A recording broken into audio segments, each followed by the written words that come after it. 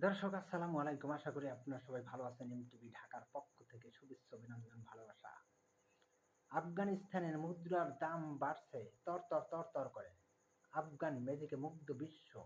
আপনারা দেখেছেন দীর্ঘ ২০-৩০ বছর এই আফগানিস্তানে যুদ্ধ চালাইয়া রাশিয়া, আমেরিকা পরাজিত হইয়া কান ধইরা তারপর ওই দেশ থেকে তারা চইল্লে গেছে। তারপর আফগানিস্তানের তালেবান সরকার ক্ষমতা দখল করে। ক্ষমতা দখল করার আগে ছিল আরেকটা চাটুকার দালাল ভণ্ড, যারা বাংলাদেশের মতো রাষ্ট্র চালাইছে, চুরি করছে, গুন্ডামি করছে, চাঁদাবাজি করছে। তখনকার সরকার কি করছিল? আফিম চাষ কইরা তারপর তারা রাষ্ট্র চালায়। বিভিন্ন ধরনের উদ্ভট কর্মকাণ্ড কইরা নারীর অধিকারের নামে তারা ভণ্ডামি কইরা রাষ্ট্র চালাইছে।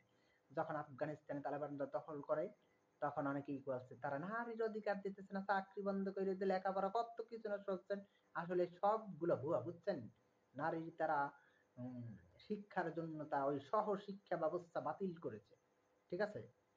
সেটা তো আমরাও চাই। সহশিক্ষা ছেলে-মেয়ে এক জায়গায় লেখাপড়া করে, এই ধরনের আমরা চাই না। তারপর আপনার চুরি, গুন্ডামি, বাটপারি, চাঁদাবাজি, ভণ্ডামি সবকিছু বন্ধ হয়ে গেছে। ওদেশে এখন কোনো আকাম-কুকাম নাই। যার কারণে এখন তাদের অর্থনীতি মানে তরতর করে বেড়ে যাচ্ছে। তারপর তাদের দেশের যে আপনার আফিমের পরিবর্তে এখন জাফরান চাষ হয়। যে দামি জাফরান, বিশ্বে ১ নাম্বার এখন তাদের জাফরান। বিশ্বে এখন তারা রপ্তানি করে। তারপর তাদের আনার চাষ করে, আনারের যে বাম্পার ফলন, এখন তারা আনার রপ্তানি করে। এরকম কৃষির উন্নয়ন ঘটাই এখন তাদের অর্থনীতিটাকে পুরা পাল্টে দিয়েছে এবং তাদের খনিজ সম্পদ সবকিছু উঠে দিতেছে। কিছুদিন আগে তারা ১০,০০০ মেগাওয়াট বিদ্যুৎ উৎপাদনের চুক্তি সই করেছে। তারপর তারা খাল খনন করেছে। অনেক কিছু উন্নত কইরা আগামী ৫ বছরের মধ্যে আফগানিস্তান বিশ্বে ৪-৫টা দেশের মধ্যে থাকবে। এটাই আমার বিশ্বাস। আর বাংলাদেশে কিছু আছে ভণ্ড চাটুকার দালাল, আফগানিস্তান শুনলেই, আরে বেটা আফগানিস্তানের কে তোরা ধরতে পারবি আয়?